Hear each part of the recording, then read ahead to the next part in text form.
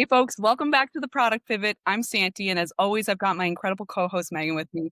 We are so excited for this season to bring back a favorite of ours, Mr. Aaron Kesler. I'm going to flip it over to him so he can do another introduction just for folks that didn't catch him in a previous season, and then we'll go ahead and get this conversation started.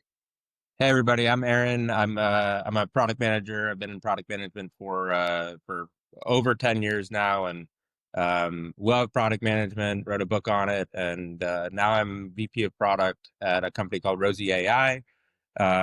We have a product called Rosie Synopsis, a business called Rosie Synopsis, where we go to live events and listen and do AI summaries, synopsis, and report generation after the fact. So we make events evergreen. Coming from a webinar company, I just love what you do.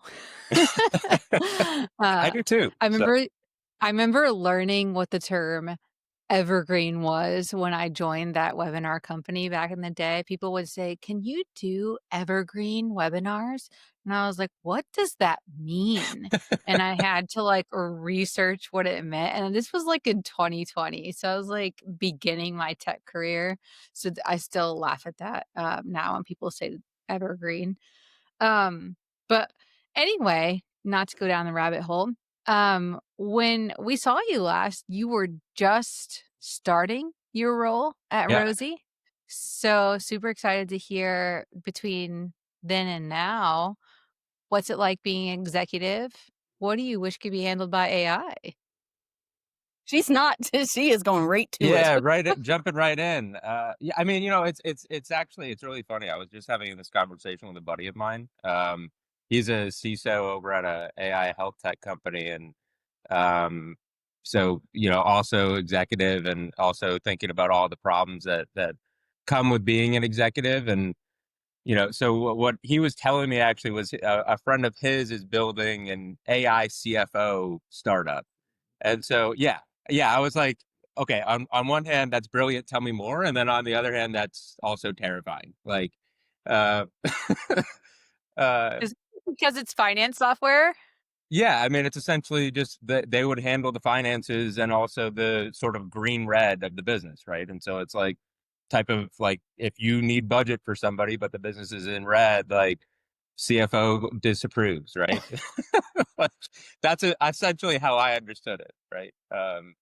But I started thinking about it like, there's a lot of like balancing act when you are an executive, right? You're balancing between the empathy side, right? Like, and being a very empathetic person, especially in product, right? We have to be. And so then you're also balancing with like that business logic side, right? So your team gets sick, your team has family emergencies, your team wants the next promotion or wants that growth, right? And you as an empathetic human want that for them, right? Like, but then as a business leader, you can't always give it, but you also need your team to be like bought in and, being, fully about the vision and about the strategy and all that stuff. So you're constantly sort of having to be this like split personality of like Dr. Jekyll, Mr. Hyde type of thing of like, well, I really want that for you, but the business can't give it. And now I need to come up with a reason for why. Like, that's not just money, right? Like, and so it's this constant balancing act. Like, I wish AI could just handle that, decision making process of like, okay, be somewhat empathetic and then also assess all these trade-offs and make the decision for me so I don't have to, right? Okay, but let's live this scenario. Yes. Go Okay. ahead. Yeah. Your direct report comes to you and says, "I want a promotion." Hmm. Is the scenario, let's ask Mr. Chatbot if you deserve a promotion. And then you type in, okay, so-and-so Brad wants a promotion. This is what he's done this year. This is why he deserves it. I don't know, what's this scenario? And then you wait for the thumb up or the thumb down, and then you tell Brad, sorry, Mr. Chatbot says no today. Let's try again next That's right. week. Exactly. It's like a magic 8 ball. You never know what you're going to get, right? He puts an automation in place to just check And then every the automation listens to every single one-on-one that you have. So it's constantly collecting information. Yeah. It has it all. Yeah. This is Brilliant. Big Brother vibes. Brilliant. I love it. And then the heat's not on Aaron, the heat's on Right. the chatbot. It's up to this AI CTO. Like I have no say over this, right? Like Oh my gosh. I'm Oh my horrified gosh. and slightly. We're gonna see this in like 6 oh months, and yeah. it's gonna be the No, worst idea 100% of this all is coming. time. Yeah. Yeah. It's gonna be the You heard it worst here idea of all first. Yeah. time. And we're all gonna hate it because not only will Brad have that chatbot, but Aaron, your boss, is also gonna be Right. that chatbot. Right.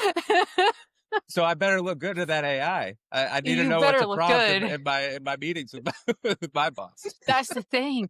That's the thing. Everyone with AI training is gonna know how to hack it. They're I was gonna gonna know how to say. get the Yeah. promotions. Yeah, exactly. Schedule one-on-ones with it specifically. Yeah. Just Prompt engineering your conversations. Oh my god. Everyone, don't sleep on AI. It's It's coming. coming. oh man. But I mean, in seriousness, though, I mean, I think that is something that I do think that, AI would be interesting to handle. I mean, I'm not saying that I want to distribute all my decisions to AI, but like, I think it would be interesting to have that sort of AI partner being like, okay, like, because oftentimes, I mean, leadership is very much a lonely place, right? I mean, like the saying goes, right? It's lonely at the top, right? Because you don't really have anybody to sort of like bounce, like, oh, like this person, they definitely deserve a promotion, but like, then the business is saying this one thing, like, so it would be kind of cool to have like an AI partner being like, you know, here's the history of our one-on-ones, here's how they've grown, here's all this stuff, like, what can the business do so that this person is happy and then also the business is not like taking a hit because of this, right? I Yeah. had a follow-up question to that. So, in my earlier career, I did a lot of PM work alone. Um, it was just me, Mhm. just Yeah. there winging it, which was great. I liked it actually, 'cause I learned a lot. So I'm now that I am, I've been in PM product for a while, and I have AI that I can use as kind of like a partner and stuff like that. Do you see downsides though for like a new leader coming into like the first executive position? Maybe they haven't gone through the trials that you would have had before AI as a leader, making these decisions, making these mistakes, having these wins, and now just going straight to like, okay, I'm a new leader first time, and I have AI to help me. Like, do you think that could dampen their ability to be a good leader or their decision making or what have you, or just hamper their skills in any way? Oh man, that is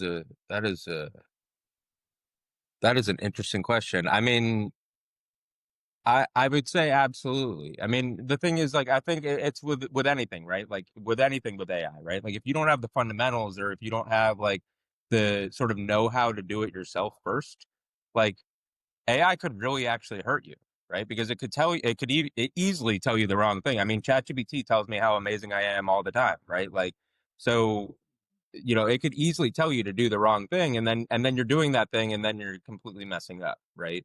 So if you don't have those, like I would say, those leadership or influence without authority. I mean, that's the thing, right? Like we as PMs, that's all we have is influence and no authority. So it like the school of PM is like it's actually a great school to learn a lot of leadership skills because you don't have any control, really. Um, Yeah. so I think you need those fundamentals first, though. Yeah, like that muscle memory, Yeah, right? Get those in first, yeah, then you can because then you can call BS on AI and be like it said some things where I'm like, So true. hey, no, yeah, exactly. wrong. Yeah, Yeah, we need to be able to recognize those patterns first before we ask AI to I think help us, right? yeah, yeah. Awesome, awesome. That's just like we were saying last week, Santi. We were talking about how much like ChatGPT has been hallucinating lately. And so I've Mm-mm, been testing Claude a lot. mm. And I wouldn't recognize that if I didn't know what I was asking it and what kind of outputs I was looking for. And I think depending on what you're prompting AI, like, you either know what you're looking for to come out of it, and you're just looking for it to, like, make it look prettier or make it simplified or put it in a different tone or something, or you're really looking for it to, like, solve your problem. And when it's like you're trying to get it to solve your problem, you probably don't know what the output should be. And I think most of the time when I'm using AI, I'm probably looking for like reformatting or just someone to like back and forth with or something like that. And my fear is some of these AI tools, like I've experienced a lot lately with ChatGPT, the hallucination can put me down a path of I don't know where we've gone and how we got here. Yeah. And so if you don't have that muscle memory, like you were saying, Santi, like who knows where you'd go and what you'd learn from it. We are Alice in Wonderland all up in here. Like that was crazy work. Down that Crazy rabbit hole. work. So true. Well, I'm curious. So we kind of talked a little bit about like what you wish AI could be doing for you, Mhm. but what do you wish someone had told you before you stepped into this VP seat? Um,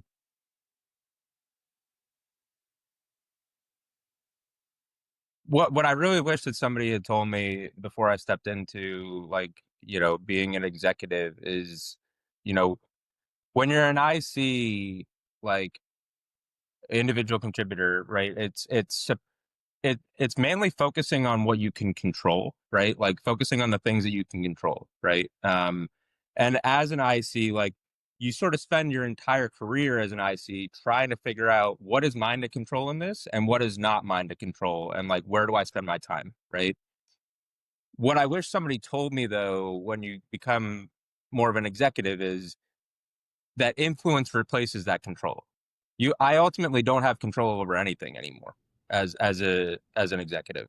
I have influence over my team, over the product, over the roadmap, over sales, over pricing, packaging, all of this stuff. But all of that is actually handled by other people, like ICs, who actually do control it, right? They have that purview of control under it. So all I can do right now is influence and try to not be super into the weeds and make sure that things, sort of operate effectively. But then it also becomes a complete different type of prioritization of what do I influence now and what do I want to influence now, right? And what is not mine to influence, right? Like maybe my head of sales, like you handle like the customer relationships and like, making sure that like, customers are followed up with and all of that stuff. I have a little bit of influence over there, but like I need to relinquish that, right? I need to trust that field of influence is his, and I don't need to step in that. Yeah, I had heard a really good quote about this actually once from a webinar I was in. I was just listening in. And it was with a CPO, and he basically was like, if you're gonna be an executive, you need to get comfortable having your work delivered through other people Yeah. or having your work Yes. being achieved through other people. And I was like, "Oh, now that's an insight." Delegating. A Really hundred good percent. insight. It's 100% right. I want to like kind of stretch that even further though. So I'm curious, do you feel comfortable not giving all the answers? Because I feel like that's a big difference that I've experienced as a leader is influencing, but not telling anyone exactly the answer, trying to give them space to figure it out on their own, which I think can be a little bit more difficult moving from like IC to a leadership role because you're used to just like solving the Yeah. problem. And I'm curious how you feel about that. Yeah, I mean, absolutely. I mean, it is a lot of like delegation and a lot of just like, you have to have just trust that those people will come up with the answers themselves. Like, I mean, it's hard though, right? Especially because it's like, you know, especially being in like a lot of those different IC roles who now like report to me, like, is like I know how I would do those things, right? Like, and maybe with some of those things, I might do it better than how my team would produce it. But like, I have to allow them to just, if it's whatever, 80% how I would do it or whatever, right? Like, everyone has their own processes, everyone has their own, ways of solving things or ways to getting to solutions, right? So it's a lot about just delegation and trust. And I think that also goes back to like the empathy side of things. Like it's just like I have to, let them do their thing and let them grow on their own. So true. I'm a control freak, so I'm bad at that. I love the honesty, Meg, though. Yeah, Like, yeah, I love it. you own that, being a control freak. That's fine. This, everyone's got their thing. As long as you're aware of it. Santi deals with this on the daily because I'm always like, "Are you sure you don't wanna just, like, add an emoji there? Or are you sure, like, that couldn't be even better with, like, orange instead of purple?" And, she deals with this every day, so I think we find balance with one another, but she understands when I say I'm a control freak, it's definitely I'm a control freak. But she loves me, so it's okay. I love her so much. And we balance each other out, and that's what's great about teams is everyone has, like, strengths and Yeah, weaknesses. I can look at Meg and be like, "Meg, cut that out. Cut that out. It's so creepy. Cut it out. We don't need this." And she'll be like, "You're right." And then other times she'll be like, "Sandy, you're a little willy-nilly over here with your idea. Focus." And I'll be like, "You're right. You're right. Let's bring it back." And just balance, right? When yeah, some days it's gonna balance between the two people, and, like, in your case, between your teams, like, you have probably direct reports that thrive in certain situations, learn in others. yeah. It's just balance it and bringing the most out of your team as a leader. Exactly. And knowing what like some of the gaps are and then like focusing on like, okay, so like how do we coach those gaps, right? Like how do we improve those, right? So that, the next time, we fall flat on our face, like that is less bad in version 2, right? Totally. Yeah, iterate. Yeah. Treat everything like a product. Yeah, exactly. Everything is a product. 100%. So, Meg, I think you wanna ask the next question because I feel like you're super interested in it. I'm obsessed with this topic. So I wanna talk about, like, AI product stickiness, and I know we've chatted a little bit about this, like, off the podcast, so we've talked a little bit about it, like, on, like, LinkedIn DMs and in Slack and stuff. So, basically, what I'm trying to get at with this question is how do we make our products sticky in the AI space? Because what I'm thinking about is like, it's so easy for me, like we were talking about earlier in the episode, to go from ChatGPT to Claude to Perplexity because they're all the same cost and it's super easy. They all do the same thing, but none of them really, like, grab me, and it's the same thing Mm, with, like, Cursor or Lovable or, I don't know, there's Bolt or there's so many of them, right? But how do they keep me around? And so I guess that's kind of what I'm getting to with that question is with there being so many pop-up competitors to the same tools because of what AI is today, how do AI products keep us sticky? yeah. I mean, it is something that I experience and then also spend quite a bit of time like thinking about, especially like, as our product and as our company turns into more of like a product led growth model, at some point. I mean, we're not there yet, and we do direct sales, and but at some point we do want to enable customers to just come in and be like, okay, yeah, I have an event, 5 stages, sign up, let's go. But then, yeah, I mean, we've been trying to think about like, okay, like what's stopping our competitor from doing exactly that too, then, right? And how do we keep our customers around? And so, I mean, I think to me, it kind of goes back to like the core product fundamentals of like, deeply understanding your user, building loyalty, and then creating a relationship with those users that truly does feel like more human and like that you get me, right? Like that I want to stick around because like, I have an emotional connection with that product, right? And like it's something that it's very easy to do like in person. Like every event that we go to, like the event organizers are like, "Oh my God, like we're so happy that you're here and this is wonderful. We love the product," right? Like how do you create that level of love, right? Like cuz we're getting customers for life that way, right? But it's not scalable like to go to every single event and be, in person Aaron at every single event. So that's what we're that's what we're trying to think about. Like, how do we make it so that like customers do love us beyond just the in-person connection? And I do think it goes back to those core fundamentals of like, focusing on what the customers actually value. What like how do you understand them better than your competition? And that's something that I feel like, as much as I do love like Cursor and Lovable and all these other tools, right? Like, I don't think that they're actually getting that. They're not building a connection with me as a person. they're trying to solve a problem that I have in the moment, and then it's like once I've solved that problem, like you don't have there's no personalization there, right? Like there's nothing like you don't get Aaron, like you get Aaron trying to prompt a machine to do something, right? And so I think that's where, especially when you're using these tools, right? Like a lot of people are jumping in to use like cursors and lovables and being like, hey, I want to solve a problem or I want to prompt something and get like a solution out of it, right? Like, but I don't think they're thinking that next step of like, how do I actually scale that into like a business or a product or like making that connection with my customer. So, It's really interesting because when I'm thinking through the examples that I gave, I don't feel any connection to those mhm. products. And I don't know, Santi, you've used all the examples that I gave. Do you feel any connection to those products? So for me, what will kinda keep me into there's a few things that will keep me sticking in a product kinda right off the bat. One is actually UI, UX, right? Like, is it easy to use? Gonna get me the thing that's, like, just basic, how you looking, how you doing? That's the main thing. That'll get me sticky, but in terms of, like, actual connection, not so much because I'm looking for the output, right? Like, I'm looking for the thing that I need to get out of it, and if that connection piece isn't there, and on top, it's not giving me, like, exactly what I need, I'm like, "Bye-bye, Yeah.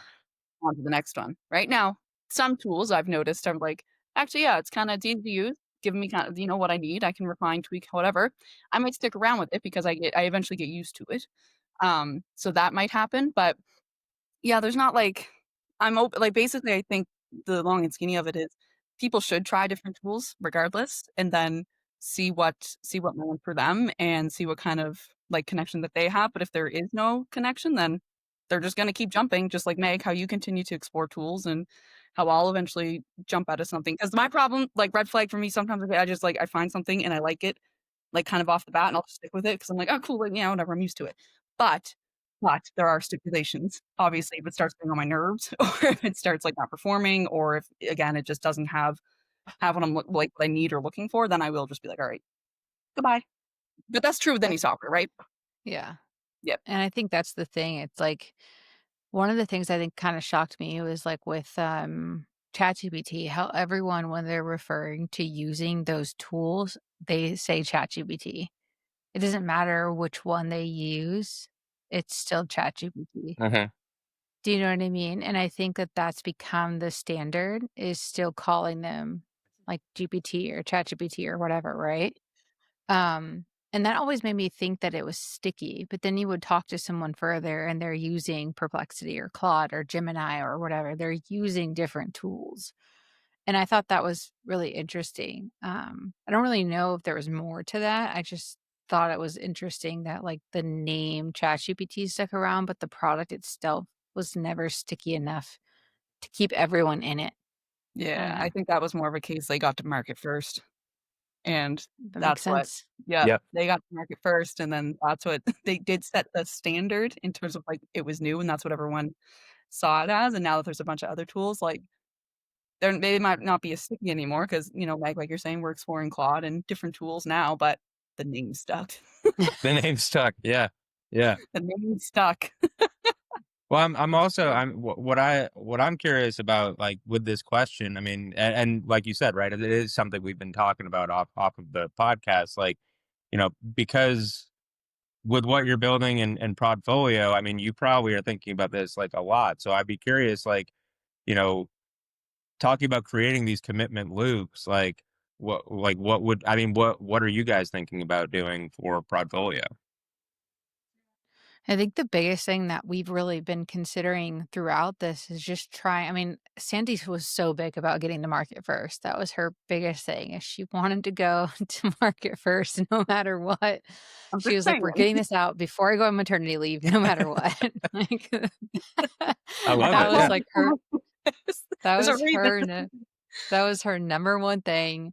But I think beyond that, it's really just deeply understanding our user and what they want and keeping a user-focused product, and that's why we've been, from day one, talking to the user and looping them into the development process as well, because we've had the minor challenge, but also the exciting challenge of having dual persona of having to optimize for the hiring manager, but also the product manager, because one side, the product manager builds the product, and then the other side, the hiring manager reviews the product.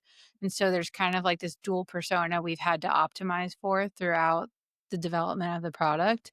And so we've kept both personas very, very close throughout the development of the product.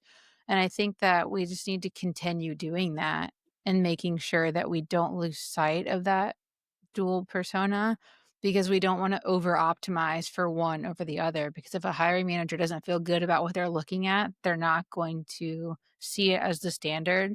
And if a product manager doesn't feel good about using it, they're not going to buy it.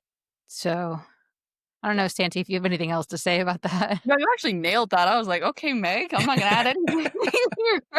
100% though, right? And it's like, part of it, they say, when you're building a product that solves a problem for you, you normally are on a better path right off the bat. I would argue that's true too, right? That definitely helped in this, but being PMs and product people that we are, we also know it can't just be based off of our own 2 experiences. We needed to get those insights from the product manager and the hiring manager. I'm very grateful that we kind of identified those dual personas right off the hop, because a lot of people, like, when they're building tech, they're focusing on like one core, like, segment of the market, this one persona, this one thing. But we knew kind of early on, like, we can't do that, or there's going to be things that slip. It's not going to land as well, and we're going to miss opportunities. So we definitely still have things we'll need to continue to refine and iterate on. But it goes back to the whole spiel of product. It's about your users. Absolutely. Yeah. I mean, it's, yeah, not to give a total shout out to Teresa Torres, but I mean, you definitely worked in those, those continuous discovery habits very early on, which is only going to set you up for success, like as this company grows. So, 100%. Now, shout out Teresa. I did her continuous discovery course. oh, It no was way. fire. Awesome. Yeah, there you go. Teresa.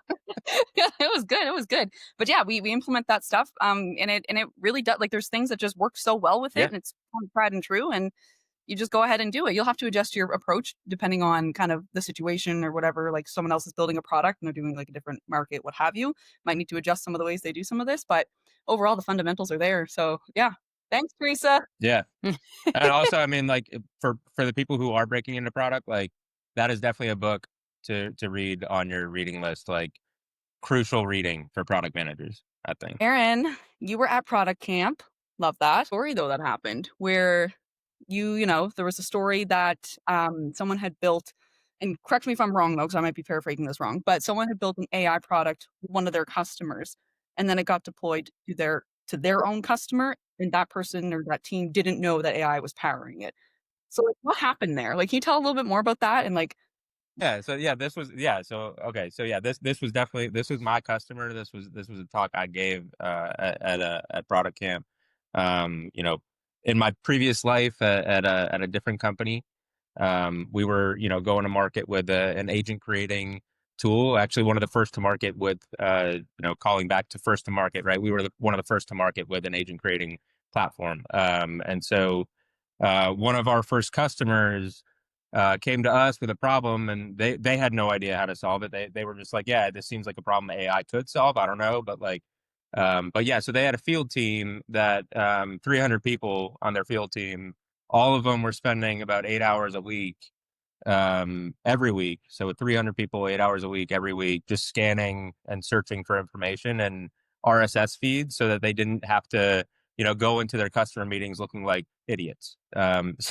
So, pretty much what we sort of came up together with them was a way to do exactly that: scan the RSS feeds for them, and then serve it right up into their CRM. So like once they logged in for the day, they could get just, personalized debriefs of every single mention of their products or their competitors in the news for that morning or that day.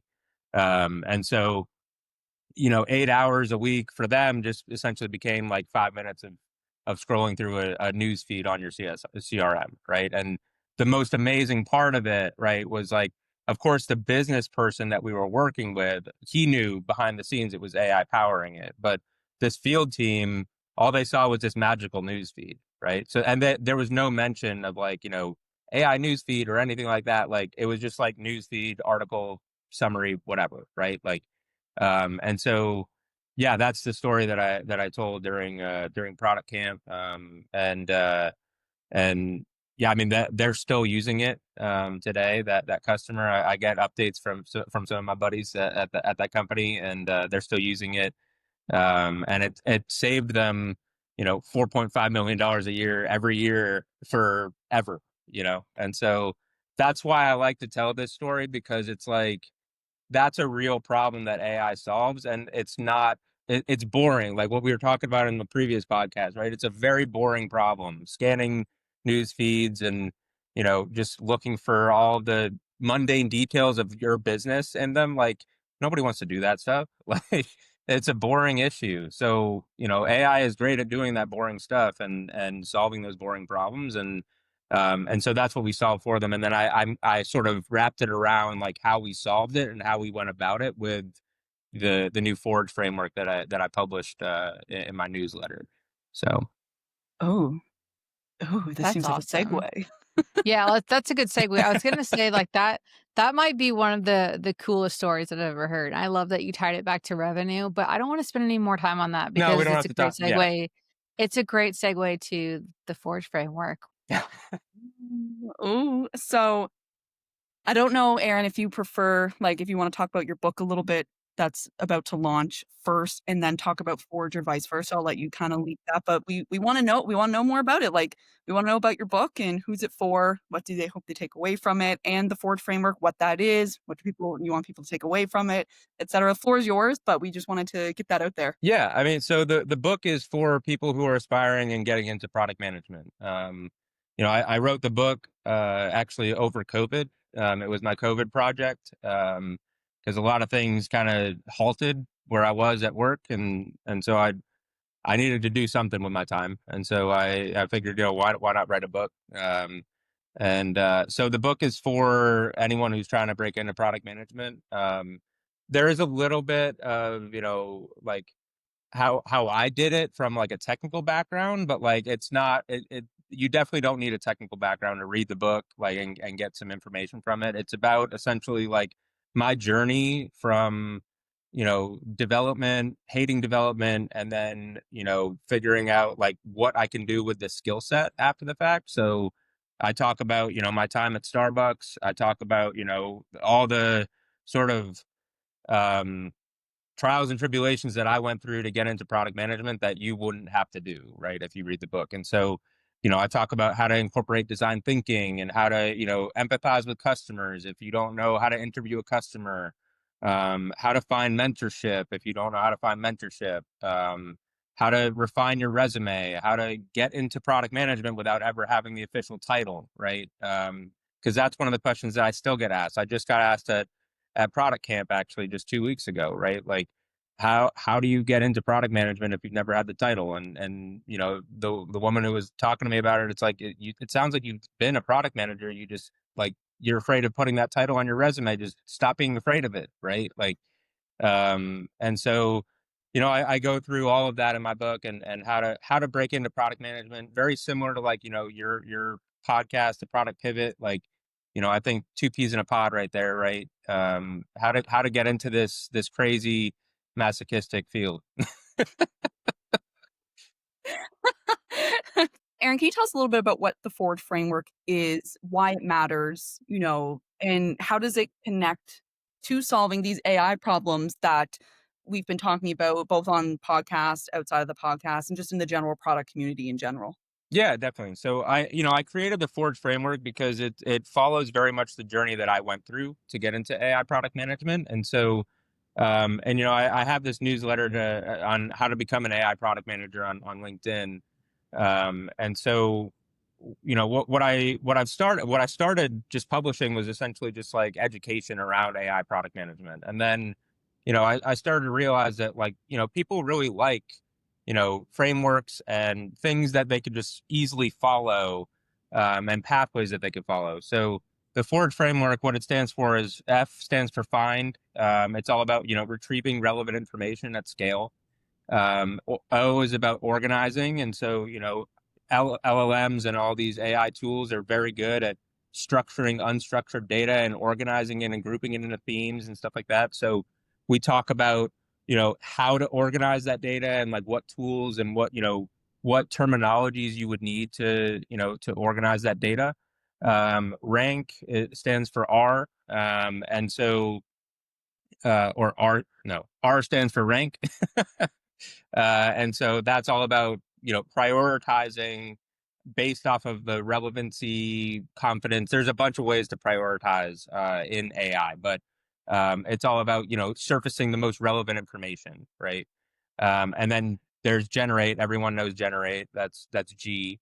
That's pretty much like, I think when you're getting into AI, like that's what you sort of start with. That's the ChatGPTs of the world. You're generating new text, new different multimodal things like images and videos. And then my personal favorite, and the reason why my data science team, my previous job, absolutely hated me was evaluate, which is E. And so evaluate is essentially all about assessing and improving the quality of that output. And essentially, how I tied it in was like I walked through how we did that for that customer, right? And then we also, what we do with Forge is we also tie it back to the product management fundamentals, right? Like, we can sort of map back, like find is kind of discovery, if we think about it like that, right? And then empathy is kind of organizing all of that information and making sense of it.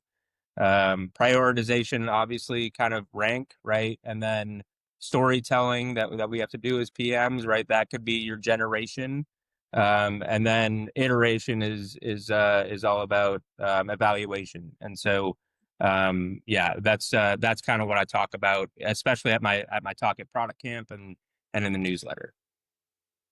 Yeah, that's amazing. You're tying in those, again, those foundational kind of muscle memory pieces that we have as PMs and taking it to that next level in this age of AI that we're all in.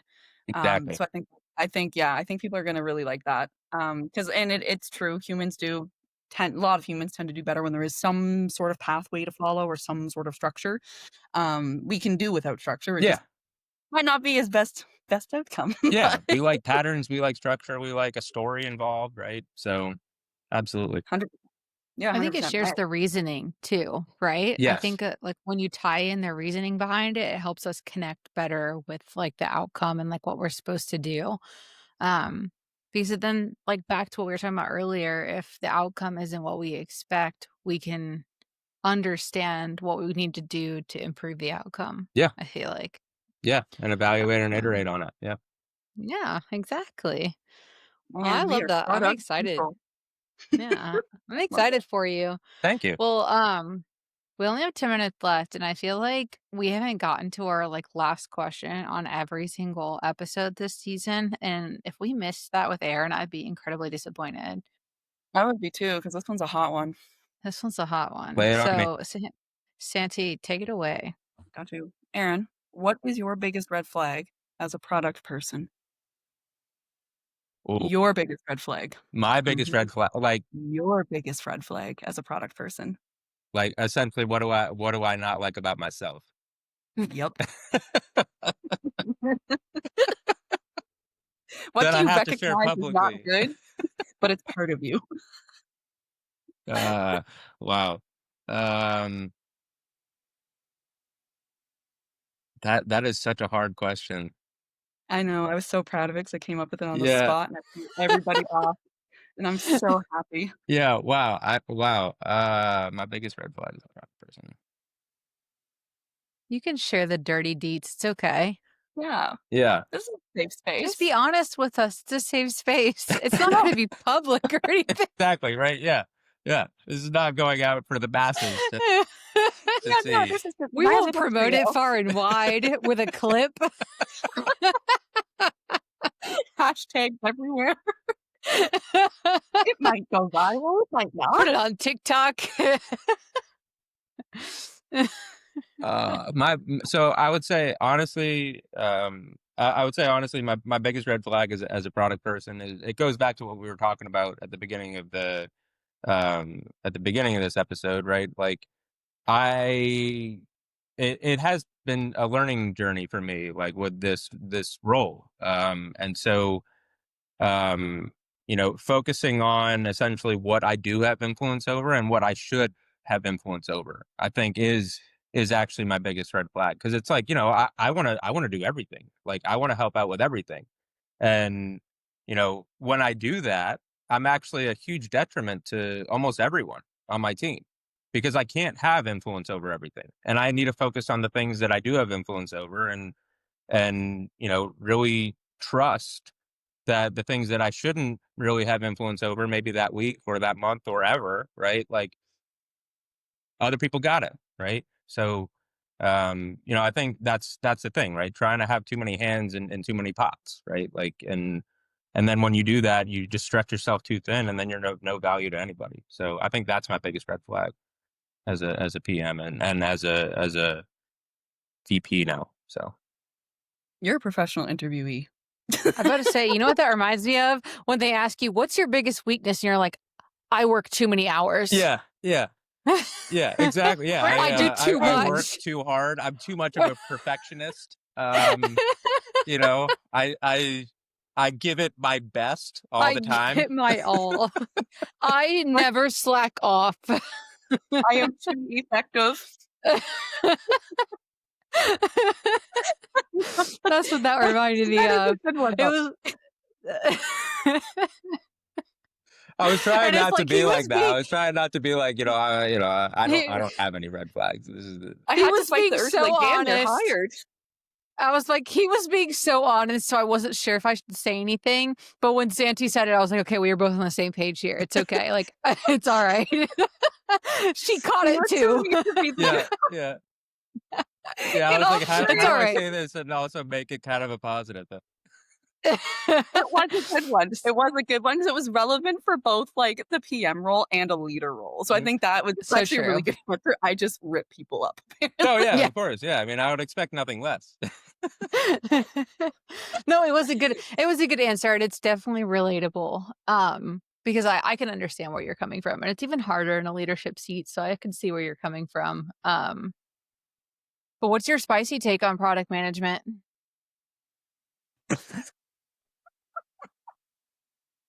She deadpans. My spicy take on product management. That's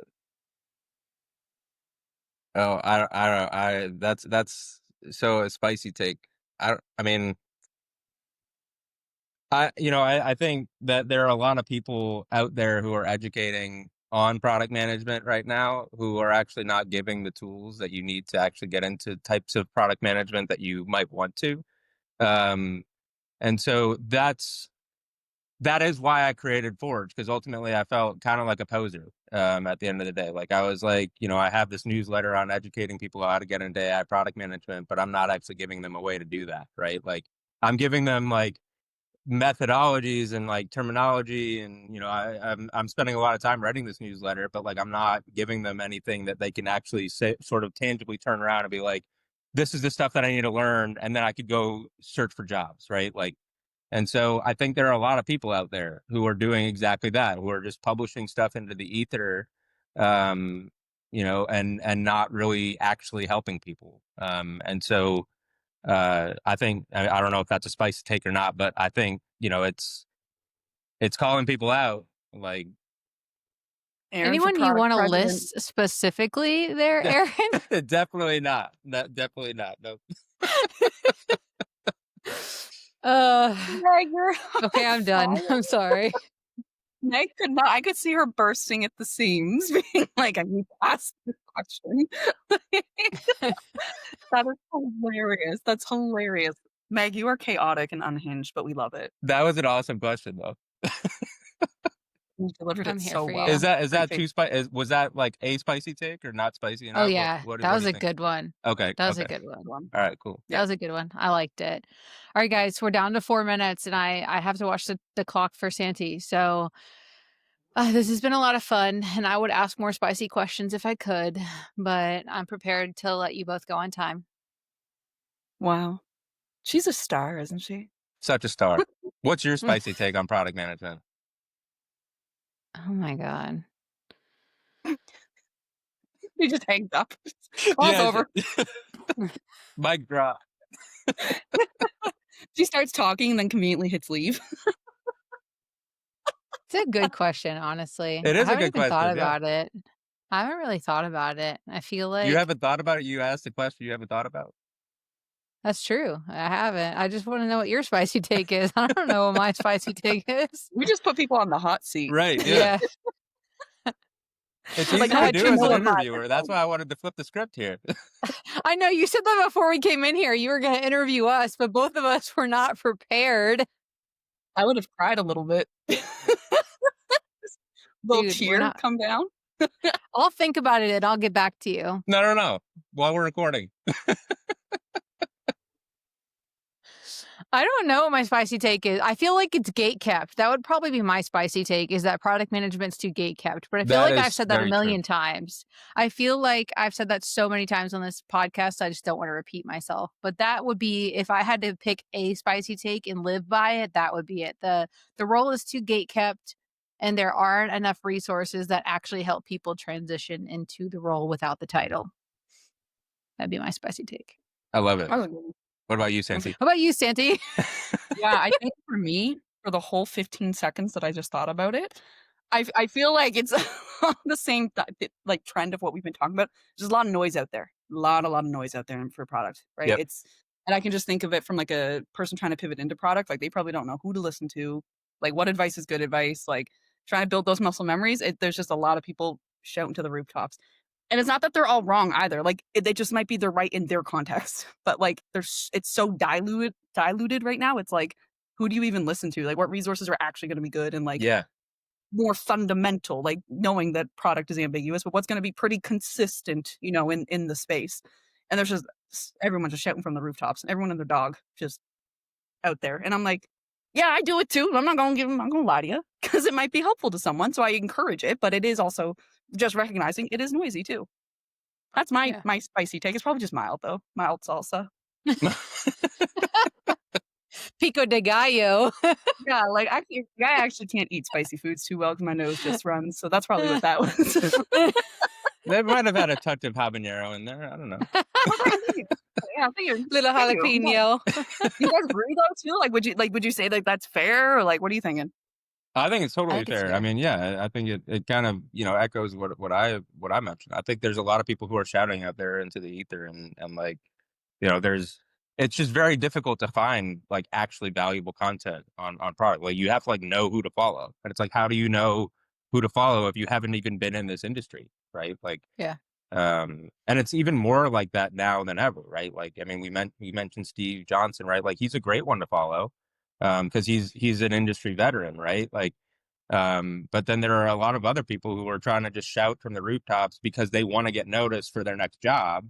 And like, Yeah. then it's like, okay, well then they're just trying to play the algorithm and not actually like providing anything of value. So That's fair. Intro portfolio. We're gonna help y'all with your next jobs. That's what we're here to do. exactly right. Love it. Hey everyone, it's Santi popping in real quick to talk about Prodfolio. As we know, storytelling is a massive part of product management, but sometimes we struggle to tell our own. Meg and I are no exception, and after having many conversations with other product people, we noticed a trend. Lots of other PMs struggle to tell their story too. So like this podcast, Meg and I set off to help close this gap we were seeing, which is where Prodfolio comes in. Prodfolio is a portfolio building tool that helps product managers tell their story in a way that hiring managers are actually interested in seeing, all in a fraction of the time as other methods. Show your work, own your impact. Link in the description. Giving you real tools to help you. There it is. I feel like we covered a lot of stuff. I feel like on your last episode, we were just like curious about AI and poking you. And I feel like on this one, we covered a lot more content and it was very exciting. Awesome. Yeah. So, I'll be back anytime. Thanks for listening, folks. It was another banger episode with Aaron. As Meg said, check out the show notes for more details and information, and we will see you in the next one.